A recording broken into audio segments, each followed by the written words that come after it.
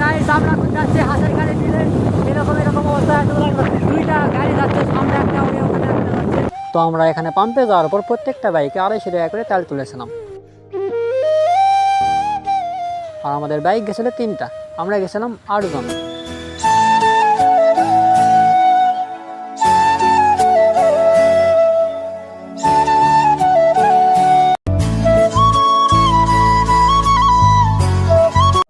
আসলে আজকে যদি আমরা বাসা থেকে না বের হতাম তাহলে বুঝতামই না যে প্রাকৃতিক দৃশ্যটা এতটাই সুন্দর।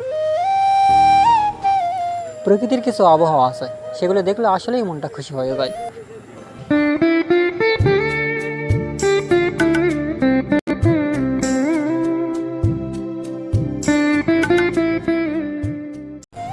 তো এইভাবেই মজা করতে করতে বর্ষায় চলে আসলাম। বর্ষায় আসার পর একটু আমরা ব্রেক নিলাম।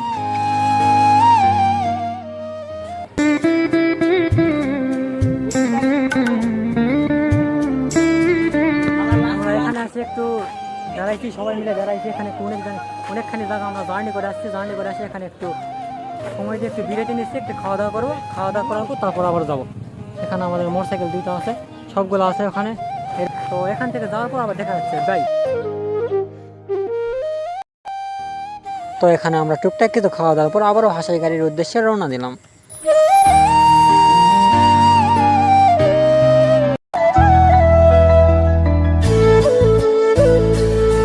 তো আপনার দৃষ্টি যতদূর পর্যন্ত যাবে শুধুমাত্র মাঠ আর মাঠ দেখতে পাবেন, এখানে কোনো বাড়ি বসাতে দেখতে পাবেন না। আর এখানে একটা বিল্ডিংয়ের কাজ চলতেছে, জানি না এখানে কী হবে। তো সামনের দিকে এগোনো যাক। তো অবশেষে আমরা হাঁসের গাড়ির কাছাকাছি চলে আসলাম।